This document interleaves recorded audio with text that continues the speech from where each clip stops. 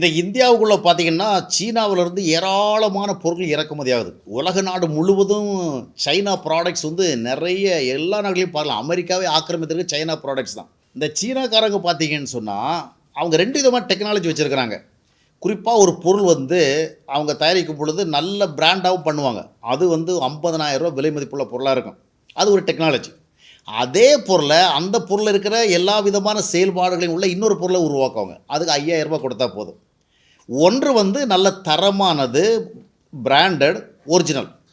இன்னொன்று வந்து பார்த்தீங்கன்னு சொன்னா ரூ. 5,000 அது வந்து சாதாரணமா இருக்கும். உதாரணமா ஐஃபோன் ரொம்ப காஸ்ட்லி ஃபோன், நல்லா ஃபங்ஷன் பண்ணும், நெறைய பேர் விரும்புவாங்க. இப்போ இந்த ஐஃபோன போலவே அந்த சைனாவுல என்ன பண்ணுவாங்கன்னா, வேற ஃபோன உருவாக்குவாங்க. இப்போ ஒரு ஐஃபோன் வாங்க போனா லேக்ஸ் ரூபீஸ் ஆகுது இப்போ.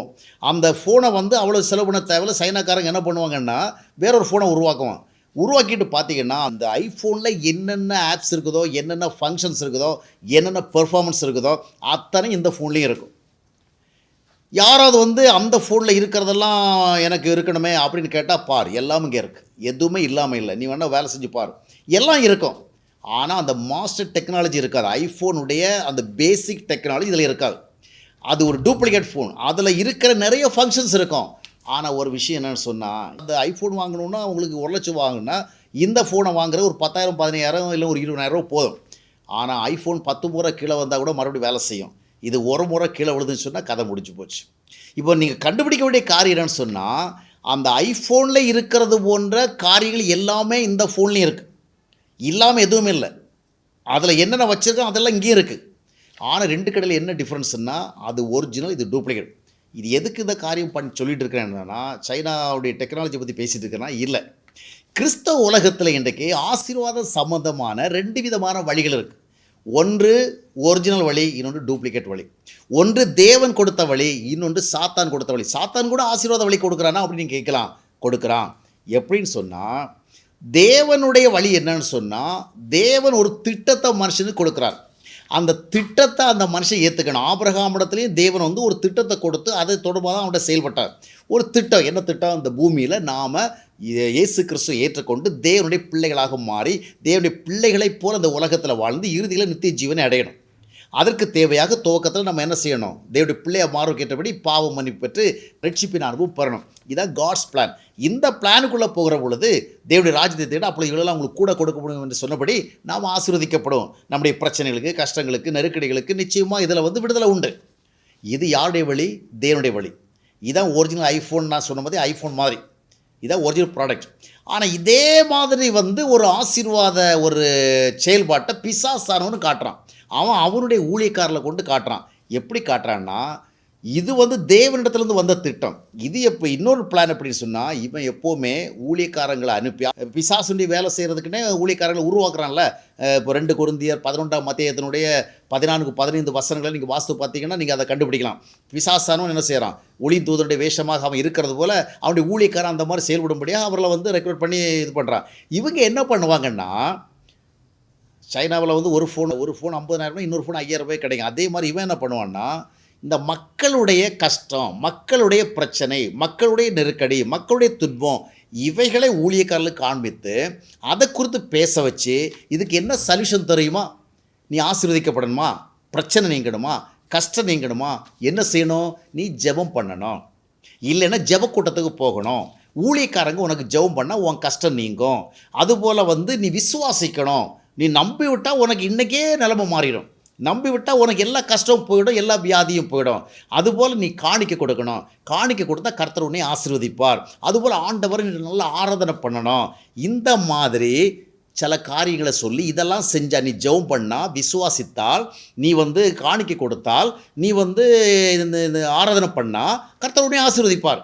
இதில் இருக்கிற ஒரு உண்மையான விஷயம் என்னென்னு சொன்னால், நான் உங்களுக்கு ஏற்கனவே சொன்னேன், ஆப்பிள் ஃபோனில் என்னென்ன ஆப்ஸ் இருக்குதோ, என்னென்ன அப்ளிகேஷன்ஸ் இருக்குதோ, என்னென்ன பெர்ஃபார்மன்ஸுக்கான ஆக்டிவிட்டீஸ் எல்லாம் இருக்கோ, அதெல்லாம் அந்த டூப்ளிகேட் ஃபோன்லேயும் இருக்கும். அதே போல் இந்த போலி ஆசீர்வாத திட்டத்தை கொண்டு வருகிற சாத்தான் அவனுடைய ஊழியக்காரர் உணவை செய்யும் பொழுது அவர்கள் என்ன தான் சொல்லுவாங்கன்னு நினைக்கிறீங்க? அவங்க என்ன பண்ணுவாங்க? ஜெபம் பண்ணு, விசுவாசி, காணிக்கை கொடு, ஆராதனை பண்ணு, இதை தான் சொல்லுவாங்க. இதெல்லாம் பைபிளில் இருக்கிறது தானே. பைபிளில் இருக்கிறதெல்லாம் இங்கே இருக்கும். அப்போ என்ன குறைச்சல்? இப்போ நல்ல ஜெபத்தில், விசுவாசத்தில், இன்னும் வந்து காணிக்கை கொடுக்கறதுல, ஆராதனை பண்ணுறதுல, வழி நடத்துகிற ஊழியக்காரர்களை நீங்கள் தப்பாக சொல்ல முடியுமா? சொல்ல முடியும். ஏன்னா பைபிளில் இருக்குது. ஜெபத்தை பற்றி பைபிளில் இருக்குது, ஆராதனை பற்றி பைபிளில் இருக்குது, காணிக்கை பற்றி பைபிளில் இருக்குது, எல்லாம் இருக்குதே. அதான் ஆப்பிள் ஃபோனில் இருக்கிற எல்லாமே டூப்ளிகேட் ஃபோன்லேயும் இருக்கும். ஆனால் மிஸ் ஆகிறது என்னது? ஆப்பிளில் இருக்க அந்த மாஸ்டர் டெக்னாலஜி, அந்த பேசிக் டெக்னாலஜி. ஒரிஜினல் ஆப்பிள் டெக்னாலஜி இருக்காது. அதனுடைய விளைவு என்ன? அப்படி பர்ஃபார்மன்ஸ் வர, இதனுடைய பர்ஃபார்மன்ஸ் வர. இப்போது இங்கே எல்லாமே இருக்கும். ஜெபம் இருக்கும், விசுவாசம் இருக்கும், காணிக்கை இருக்கும், ஆராதனை இருக்கும். இல்லாத போகிறது எது? உண்மையான அந்த அடிப்படை தேவ ஐக்கியம், தேவ உறவில் வாழ்வது இருக்காது. பரிசுத்தமாக வாழ்கிற அந்த தரிசனம் இருக்காது. இந்த போலி ஆசீர்வாத மார்க்கத்தில் பிசாசானவனுடைய ஊழியக்காரங்க என்ன பண்ணுவாங்கன்னா, அவங்க தான் கள்ள தீர்க்கதரிசின்னு சொல்லப்படுகிறவங்க. அவங்க தான் கள்ள போதர்கள். இவங்க வந்து மக்களுக்கு காட்டுகிற வழி என்ன தெரியுமா? நல்லா ஜெபம் பண்ணி, இல்லைன்னா ஜெப கூட்டத்துக்கு வா, உபவாச கூட்டத்துக்கு வா, இரவு கூட்டத்துக்கு வா, எங்களுடைய ஜெப திட்டத்தில் இணைந்து கொள், நீ ஆசீர்வதிக்கப்படுவாய். நீ நல்லா விசுவாசித்தன்னா உனக்கு பெரிய பங்களா கிடைக்கும், பெரிய கார் கிடைக்கும், பெரிய வசதி கிடைக்கும், பெரிய லேண்ட்ஸ் கிடைக்கும். அது மாதிரி நல்லா ஆராதனை பண்ணிட்டு சொன்னால் அவ்வளோதான். ஆண்டவருடைய ஆசீர்வாதங்கள் கொட்டன்னு உனக்கு கொட்டும். எல்லாமே இதில் செய்தால் போதும். இதெல்லாம் பைபிளில் வசனமும் இருக்குது. ஜெபம் பண்ணணும், ஆராதனை பண்ணணும், காணிக்கை கொடுக்கணும். ஆனால் அங்கே இருக்கிற குறைவான பகுதி என்ன? இந்த ஊழியக்காரர்கள் ஒருபோதும் தேவ உறவில் வளருவதற்கு ஏதுவான ஆலோசனைகளை உங்களுக்கு சொல்ல மாட்டார்கள், சொல்ல தெரியாது. இவர்கள் ஒருபோதும் பரிசுத்தமான ஒரு வாழ்க்கை முறையை குறித்த தரிசனத்தை கொடுக்க மாட்டாங்க, கொடுக்க தெரியாது. அவர்கள் ஆவிக்குரிய நற்குணங்களை பற்றி ரொம்ப பேச மாட்டாங்க, சாட்சியாக வாழ்கிறத பற்றி பேச மாட்டாங்க, கிறிஸ்துவை பிரதிபலித்து வாழ்கிற வாழ்க்கை முறை பேச மாட்டாங்க, தேறினவனாக நிற்கணும்னு கொலோசியர் 1:27 அப்போஸ்தலன் பவுல் சொல்கிற பாருங்கள், அதெல்லாம் இவங்க சொல்ல மாட்டாங்க. அதுதான் அந்த ஒரிஜினல் ஆப்பிள் ஃபோனுக்கும் மற்ற டூப்ளிகேட் ஃபோனுக்கும் இருக்கிற வித்தியாசம்னு சொல்லும் அது.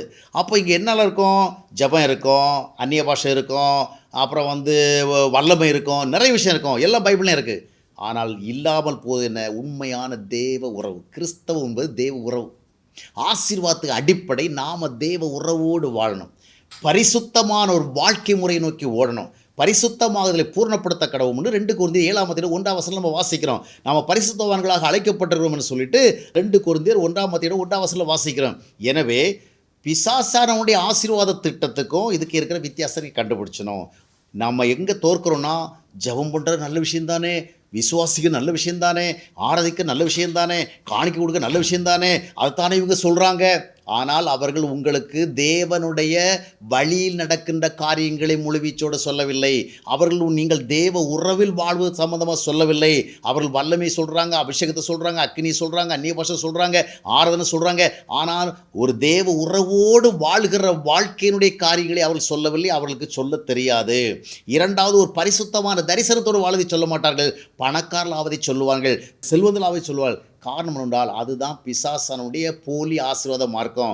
எனவே சைனாவில் 2 ப்ராடக்ட் இருக்குன்னு சொன்னோம். ஒன்று 50,000, ஒன்று 5,000. ரெண்டுக்கும் ஃபங்க்ஷன் ஒரே மாதிரி இருக்கும். ஆனால் சொன்னோம் பார்த்தீங்களா, ஐஃபோன் 10 முறை கீழே விழுந்தால் கூட மறுபடியும் அது வேலை செய்யும். ஆனால் இவர்கள் ஒரு சோதனையில் மாட்டிக்கிட்டாங்க, அவ்வளோதான், கதை முடிந்து விட்டது. ஒரு இச்சைக்குள்ளே மாட்டிட்டாங்கன்னா எழுந்து வரமாட்டாங்க. இவர்களுக்கு ஒரு பாவத்தை எதிர்த்து நிற்க தெரியாது, இவர்கள் ஒரு சோதனை எதிர்த்து நிற்க தெரியாது, இச்சையை எதிர்த்து நிற்க தோற்று போயிடுவாங்க. எனவே பிசாசானவன் காட்டுற ஆசீர்வாத மார்க்கத்திலையும் வேதாகமத்தில் சொல்லிக்க நிறைய விஷயம் இருக்கும்.